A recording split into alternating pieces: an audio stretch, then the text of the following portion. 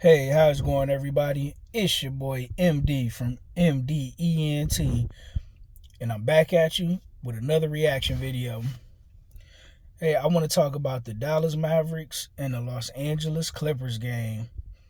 Let me tell you, unfortunately, if you saw my prediction video, it went exactly like I told you it would go. Even though the series is 2-tied, when you look at the fact that it was 2-2, you would think, it's nip and tuck. It's like the Celtics. Not the Celtics, excuse me. It's like the 76ers and the Knicks, where it's nip and tuck, back and forth, all game long, close scores. But nope. Even though this series is now 3-2 and it appears to be a competitive series, it's not. Whatever team win, they win in dominant, impressive fashion, right? Last night for the Clippers, horrible game. No defense. They couldn't get anything going on offense. Nothing from James Harden. Nothing from Paul George. Paul George, I know Kawhi Leonard has been a disappointment because of injury, but Paul George has been by far the biggest disappointment and waste of money for the Clippers. I know they regret trading Shea Gilgeous. I'm sorry, I know I butchered your name, but shooting guard for the Oklahoma City Thunder. They traded what would have been that pick for Paul George.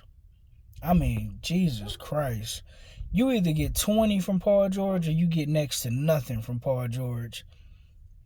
Wasted trade, man. I feel bad for the Clippers. Whoever win this series between the Mavericks and the Clippers, whoever they play, whether it's Minnesota or OKC, or Denver, they getting swept clean out the building. Dallas or the Clippers, but Jesus Christ, if by some miracle the Clippers get by, we know they getting swept. Dallas, you never know what you're gonna get from them. Either you get a great game from Luka and Kyrie, or you got nothing from them. They get nothing from the other starters, absolutely next to nothing from the bench. Luka Doncic was god awful from the 3-point line yesterday. I believe he was like 0 for 4, 0 for 5. Kyrie, it looked like he saved his best for the playoffs because he didn't look as good during the regular season, but he's looked spectacular so far this playoff. He's getting to the paint. He's picking his spots well. He's getting to the free throw line. He looks to be sharp. He looked like that old Cleveland Cavaliers Kyrie Irving right now. Luka, he's putting up numbers, but he's inefficient. I don't hear the media dragging him like they would drag Russell Westbrook. When Russell Westbrook was averaging a triple-double, they would tell, Russell Westbrook that, oh my God, you just jacking up shots, you just stat padding. But they don't say Luka is stat padding. He's the biggest stat padder I've ever seen. They used to complain about LeBron James padding his stats, but what Luka doing is ridiculous, right? Inefficient. I will give him his credit for being a good rebounder, but he's a terrible defender. No help side defense from him. Just god awful. He don't take charges. I like him though, but MVP, best player of the league, absolutely not.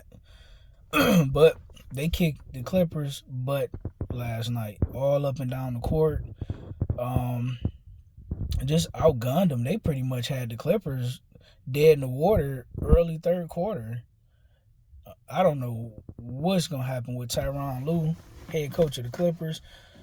Hopefully they keep him and trade Paul George, maybe get some more draft picks, some draft capital. Unfortunately, I would say that you might have to trade and get rid of Kawhi Leonard as well because he can't stay healthy. They say the best ability is availability, and Kawhi's hit or miss. You'd be lucky to get 45 games a year out of him. Chemistry don't seem to be there. It's sad to say that James Harden on a team with Paul George and Kawhi Leonard, that James Harden and Russell Westbrook coming off the bench has been the best players for your team the entire playoffs, right? At least Russell, he come off the bench, he give you energy, plays good defense, plays hard, but just not enough, man. I wouldn't be shocked though if going into game 6 or, game 6 that the Clippers blow out the Mavericks. It's just like I predicted. You don't know what you're going to get from either team because if the superstars of that team have a lackluster game, you got nothing from the role players, nothing from the bench. None of the other guys can play iso ball. They don't set screens well. No good ball movement. It seems like nobody from any other team outside of the superstars can really make threes. None of them get to the hole and get a decent amount of free throw shots. And man, this series is crazy.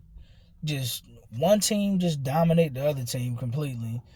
But when you look at it, 3-2 or 2-2 or whatever, it just looked like it's competitive, but it's not. It's just one team win by 20, the other team win by 20. You never know what you're going to get. This is by far the most unpredictable series of the playoffs.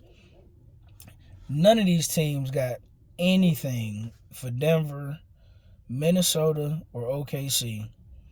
But I am looking forward to the next round of the playoffs. I know we got to go through this game 6. Hopefully the Mavericks can get it done so we don't got to sit through this dread-awful series of uncompetitive basketball, if you will. But you guys let me know what you think. Like, share, and subscribe. Hit the bell for the notification. With that being said, I'm out. Peace.